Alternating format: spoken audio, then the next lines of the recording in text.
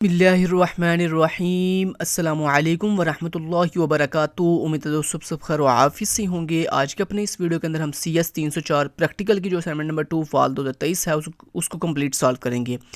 इस असाइनमेंट की जो ड्यू डेट है दोस्तों वो 15 जनवरी 2024 है। इस असाइनमेंट को आप जो है वो LMS पे 16 जनवरी 2024 के रात 12 बजे तक भी अपलोड कर सकते हैं। और इस असाइनमेंट की जो टोटल मार्क्स हैं वो 20 हैं। दोस्तों इस दफ़ा इस असाइनमेंट को आपने .cpp फाइल के अंदर सबमिट नहीं करवाना बल्कि MS वर्ड की फ़ाइल के अंदर यानी डॉक या डॉक्स फाइल के अंदर सबमिट करवाना है। MS वर्ड की फ़ाइल जो आप LMS पे अपलोड करेंगे उसके अंदर दो चीज़ें होनी चाहिए। एक आपने जो है वो अपने कोड की जो आउटपुट है उसका स्क्रीनशॉट लेकर MS वर्ड में लगाना है और दूसरा आपने अपना जो कोड है C++ का उसको राइट करना है उसमें। तो दो चीज़ें आपने MS वर्ड के अंदर अपनी आउटपुट और अपना जो कोड है वो दोनों रख के MS वर्ड की फ़ाइल में और उस MS वर्ड की फ़ाइल को आपने अपनी VUID के साथ सेव करके देन LMS पे जो है वो अपलोड करना है। इस असाइनमेंट को दोस्तों करने के लिए आपको नीड है डेव C++ IDE की। अगर आपके पास डेव C++ IDE नहीं है तो आप हमारी नीचे डिस्क्रिप्शन में लिंक दिया गया, आप हमारी वीडियो वॉच करके उसको डाउनलोड और इंस्टॉल कर सकते हैं। अगर दोस्तों डेव C++ पे आपने सारा कोड राइट कर लिया है, करने के बाद आपका कोई एरर भी नहीं आ रहा, इसके बावजूद जो डेव C++ है वो रन नहीं हो रहा, सही से आउटपुट नहीं दिखा रहा या फिर आपके आउटपुट में एरर आ रहा है कोई किसी भी तरह का, दोस्तों आप क्या कर सकते हो, आप जो है वो इस ऑनलाइन टूल को भी यूज़ कर सकते हो। अगर आपका डेव C++ ठीक काम नहीं कर रहा तो आप इस ऑनलाइन टूल के ऊपर अपने कोड को पेस्ट करके अपने कोड के आउटपुट जो है वो यहाँ पे भी चेक कर सकते हो। जब आप इस टूल पे आओगे तो इस टूल का जो लिंक है मैं अपनी वीडियो के डिस्क्रिप्शन पार्ट में दे दूँगा। आप जब इस टूल पर आओगे तो यहाँ पर इस तरह पूरा कोड लिखा होगा, आपने इस कोड को पहले पूरा रिमूव कर देना। करने के बाद यहाँ पे आप अपना जो कोड है पूरा का पूरा C++ का वो यहाँ पे पेस्ट करें। पेस्ट करने के बाद यहाँ पे रन के ऊपर क्लिक करिएगा। करने के बाद यहाँ पे नीचे आउटपुट आ जाएगी इस विंडो पे, तो इस विंडो पे आप अपनी आउटपुट ईजिली देख सकेंगे। तो ये तरीकाकार था कि अगर आपकी जो डेव C++ है वो ठीक वर्क नहीं कर रहा किसी वजह से तो आप इस ऑनलाइन टूल को भी इस्तेमाल कर सकते हैं। अब चलते हैं दोस्तों, देखते हैं इस असाइनमेंट में हमने करना क्या। दोस्तों इस असाइनमेंट में बेसिकली हमने 3 क्लासेस बनानी है, एक बैंक अकाउंट के नाम से जो कि पेरेंट क्लास होगी और देन उसकी 2 चाइल्ड क्लासेस बनानी है, एक सेविंग अकाउंट के नाम से और एक क्रेडिट कार्ड अकाउंट के नाम से। देन उसके अंदर डिफरेंट तरह के हमारे पास फंक्शंस भी लगे हुए हैं। यहाँ पे एक दोस्तों फंक्शन है डिस्प्ले अकाउंट इन्फो के नाम से जो कि बैंक अकाउंट यानी पेरेंट क्लास में भी मौजूद है और हमारी दोनों चाइल्ड क्लासेस में भी मौजूद है। तो इसको दोस्तों हम कहते हैं वर्चुअल फंक्शन या प्योर वर्चुअल फंक्शन। तो प्योर वर्चुअल फंक्शन नहीं, बेसिकली हम यहाँ पे वर्चुअल फंक्शन जो है वो क्रिएट करेंगे। उसके बाद सर ने यहाँ पे सारी चीज़ें जो है बताई हुई हैं, यहाँ पे आउटपुट भी दिखाई है कि आपकी जो फाइनल आउटपुट आएगी वो किस तरह की होनी चाहिए। और उसके बाद सर ने यहाँ पे एक चीज़ ये भी क्लियर किया है कि यहाँ पे ये जो अकाउंट का नंबर है ना, ये दोनों सेविंग अकाउंट इन्फॉर्मेशन के अंदर भी और क्रेडिट कार्ड अकाउंट इन्फॉर्मेशन के अंदर ये जो आपका अकाउंट का नंबर है ये आपने अपनी VUID यहाँ पे रखनी है। जो भी आपकी मतलब VUID है के डिजिट्स हैं, मतलब 1 2 3 जैसे BC लिखना है उसके साथ, मतलब स्ट्रिंग के अंदर नहीं इसको देना, सिंपल अपनी VUID की जो न्यूमेरिक डिजिट्स है ना 9 वो आपने यहाँ पे इन दोनों अकाउंट नंबर की जगह पे लिखने हैं। उसके बाद आपने अकाउंट होल्डर के नेम की जगह पे अपना नेम लिखना है, दोनों अकाउंट्स के अंदर अपना नेम जो है वो ऑफिशियल नेम जो है वो राइट करना है। ठीक है, तो ये दोस्तों सारा आपने करना है। उसके बाद यही जैसे ये सारे आउटपुट का स्क्रीनशॉट दिया हो ना, ऐसे ही आपने भी अपनी आउटपुट का स्क्रीनशॉट इस तरह का लगाना है MS वर्ड के अंदर। दूसरा आपने पूरा का पूरा ये जो कोड है ये पूरा का पूरा कोड जो है वो MS वर्ड की फाइल के अंदर सबमिट करवाना है। अब देखते हैं कि इस असाइनमेंट को बनाने के लिए कोड कैसे लिखा गया है। लेकिन उससे पहले दोस्तों अगर आपने डेव C++ के अंदर इस कोड को लिखना है तो आपको सबसे पहले एक न्यू फाइल क्रिएट करनी पड़ेगी। न्यू फाइल के लिए आप यहाँ पे फाइल पे क्लिक करेंगे, यहाँ पे न्यू पे जाएंगे और उसके बाद यहाँ पे सोर्स फाइल पे क्लिक करेंगे। जब इस तरह न्यू फाइल बन के आ जाएगी उसके बाद यहाँ पे आप कुछ भी डमी से लिखें। डमी लिखने के बाद उसके बाद इसको सेव करें। कैसे, उसके लिए आप यहाँ पे ऊपर फाइल पे क्लिक करें, यहाँ पे सेव के बटन के ऊपर क्लिक करें। तो ये आपसे पूछ रहा है आपने फाइल कहाँ सेव करनी है, आप इसको बताओ कि मैंने डेस्कटॉप पे सेव करनी है। डेस्कटॉप पे सेव कर लोगे तो इस तरह आपको बाद में मुश्किल नहीं होती कि आपने फाइल कहाँ सेव की थी। तो यहाँ पे डेस्कटॉप चूज़ करें। डेस्कटॉप चूज़ करने के बाद यहाँ पे नीचे अपनी फाइल का नेम बताएं, जो भी मतलब सॉरी अपनी VUID के अकॉर्डिंग रख लें। जो भी आपकी VUID है वो यहाँ पे नाम रखने के बाद मान लें आपकी VUID है जी BC 1 2 3 4 5 6 7 8 9, ये रखने के बाद उसके बाद सेव के ऊपर क्लिक कर दें तो ये आपकी फाइल सेव होगी। उसके बाद ये जो आपने डमी लिखा था इसको रिमूव कर दें। ओके, और उसके बाद यहाँ मैं आपको दिखा देता हूँ आपके डेस्कटॉप पे फाइल सेव हुई है नहीं। आप अपने डेस्कटॉप पे जाएं और ये देखें आपके डेस्कटॉप के ऊपर, ये देखें ये जिस फाइल के ऊपर लिखा हुआ है ना CPP, ये आपकी फाइल जो है वो सेव होगी डेस्कटॉप के ऊपर। अच्छा, अब मैं आपको कोड दिखा देता हूँ। अब ये जो आपने न्यू फाइल बनाई है अपनी VUID के नाम के साथ, ये आपने इस दफ़ा सबमिट नहीं करनी बल्कि आपने MS वर्ड की फाइल के अंदर ये कोड पूरा उठा के पेस्ट और देन आउटपुट सबमिट करनी है। अब यहाँ पे हमने कौन सा कोड लिखना है, ये जो कोड मैं आपको दिखाने जा रहा हूँ। चलें ये कोड अब फटाफट से जो है राइट कर लें, कंप्लीट कोड यहाँ पे अपनी इस फाइल के ऊपर।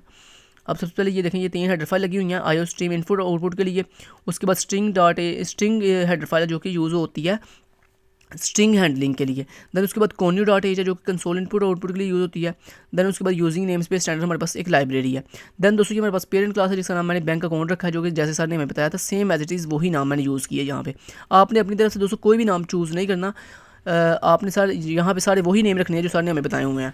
तो यहाँ पे देखिए ये क्लास शुरू होगी। उसके बाद ये प्रोटेक्टेड एक्सेस स्पेसिफायर के अंदर 3 डाटा मेंबर्स हैं, account number, account holder name और उसके बाद बैलेंस।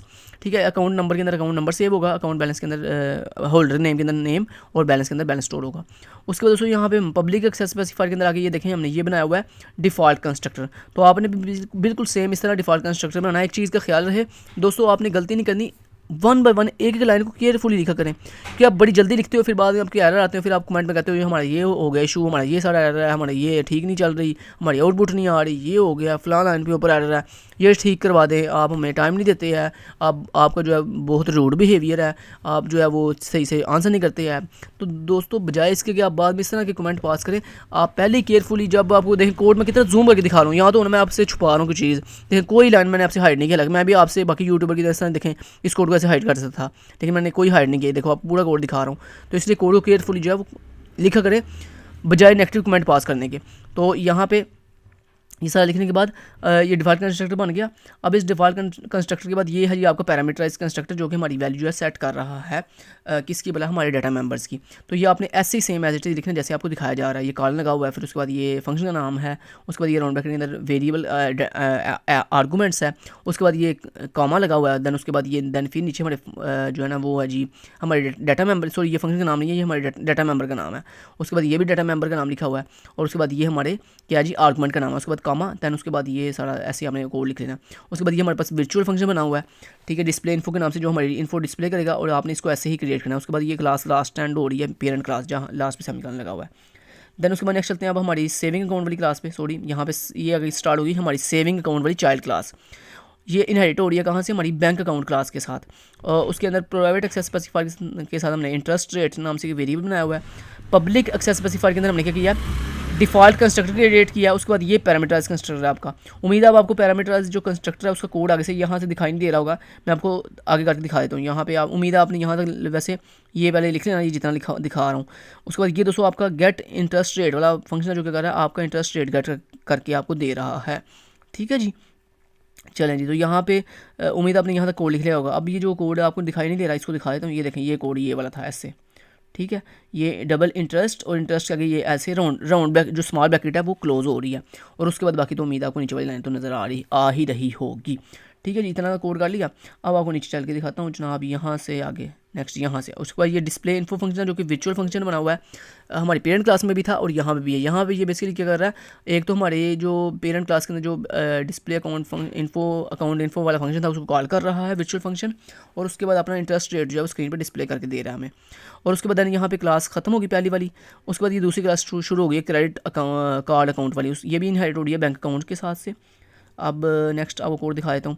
ये प्राइवेट एक्सेस स्पेसिफायर में हमारा क्रेडिट लिमिट है, और उसके बाद पब्लिक एक्सेस स्पेसिफायर के अंदर ये हमारे पास क्या लगा हुआ है, डिफ़ॉल्ट कंस्ट्रक्टर बना हुआ है।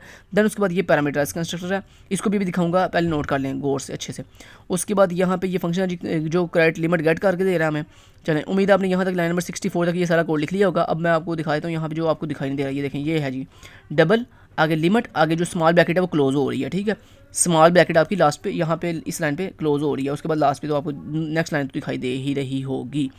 ठीक है, जितना कर लिया। अब नीचे चल के दिखाता हूँ आपको। नेक्स्ट दोस्तों हमारा डिस्प्ले इन्फो फंक्शन है, सेम वर्चुअल फंक्शन। ठीक है जी, उसके बाद क्लास की बॉडी एंड हो रही है। उसके बाद यहाँ पे मेन का फंक्शन क्लोज शुरू हो रहा है। यहाँ पे आपका मेन का फंक्शन, अब यहाँ पे कहाँ चेंजिंग करनी है वो बता देता हूँ। ये मेन के फंक्शन में आपने सारा कोड ऐसे ही लिखना है। चेंजिंग कहाँ पे करनी है, यहाँ पे ये लिखा हुआ है 1 2 3 4 5 6 7 8 9, ये यहाँ पे भी आपने अपनी VUID के जो 9 न्यूमेरिक डिजिट्स हैं वो लिखने हैं, और उसके बाद यहाँ नीचे भी आपने अपनी VUID के 9 न्यूमेरिक डिजिट लिखने हैं। उसके बाद यहाँ ये लिखा हुआ है KST लर्निंग यहाँ पे भी, और ये नीचे यहाँ पे KST लर्निंग की जगह पे यहाँ पे आपने अपना खुद का नेम लिखना है। ठीक है, बस ये आपने चेंजिंग करनी है कि यहाँ पे और यहाँ पे अपनी VUID के 9 डिजिट्स, और यहाँ पे KST लर्निंग की जगह पे और यहाँ पे KST लर्निंग की जगह पे आपने अपना खुद का नेम लिखना है। अच्छा, और ये अपना नेम जो है वो डबल कोटेशन के अंदर लिखिएगा, जैसे ये KST लर्निंग डबल कोटेशन के अंदर लिखा हुआ ना, ऐसे ही आपने अपना नेम भी डबल कोटेशन के अंदर ही लिखना है। अब मैं इसको आपको रन करके दिखा देता हूँ। उससे पहले मैं यहाँ पे इसको Ctrl+A करता हूँ, Ctrl+C कॉपी किया और उसके बाद यहाँ पे आके पेस्ट कर दिया इसको। अब इसको रन कैसे करना है वो बताता हूँ। ऊपर यहाँ से ऊपर रन का बटन है, कंपाइल एंड रन, इसके ऊपर क्लिक किया तो ये कोड रन होने जा रहा है। तो same as it is output वैसी आएगी जैसे सामने मैं दिखाई हुई है। आपको क्लियर भी कर देता हूँ, ये देखें जनाब, सेम एज इट इज़ वैसी आउटपुट आएगी। दफ़ा वेरीफाई भी करवा देता हूँ, यहाँ पे आप देख सकते हो। ये देखें जनाब, मैं आपको वेरीफाई भी करवा देता हूँ। ये लें जी, ये रखें यहाँ पे और ये वेरीफाई कर लें आप। ये देखें जैसे स्टार्ट ने दिखाई थी वैसे ही देखें same as it is output हमारी आ रही है। अब आपने क्या करना है, आपके पास यहाँ पे विंडो में एक टूल होता है स्निपिंग टूल के नाम से, आप विंडो में सर्च करें स्निपिंग टूल, तो यहाँ पे देखें स्निपिंग टूल को आप लें और इससे आप अपनी जो आउटपुट है उसका स्क्रीनशॉट ले सकते हैं इस तरह से, क्योंकि आपने MS वर्ड की नई फाइल बनानी है, उसमें आपने ये इस तरह अपनी ये जो आउटपुट है इसका ऐसे स्क्रीनशॉट लेना है, ठीक है। ऐसे स्क्रीनशॉट लेकर और इस स्क्रीनशॉट को आपने जो है क्या कर देना है, MS वर्ड में लगा देना। उसके बाद दूसरी चीज़ आपने कौन सी लगानी है वहाँ पे MS वर्ड में, इस स्क्रीनशॉट के नीचे आपने कोड पेस्ट करना है। कौन सा कोड, ये जो कोड मैंने अभी आपको करवाया, ये पूरा का पूरा कोड, ये पूरा का पूरा कोड आपने वहाँ पे MS वर्ड की फाइल के अंदर पेस्ट कर देना है अपनी आउटपुट स्क्रीनशॉट के नीचे। और उसके बाद अपनी उस MS वर्ड की फाइल को जो है अपनी VUID के साथ सेव करके LMS पे अपलोड कर देना। Thank you so much, till then guys, take care, अल्लाह हाफिज़।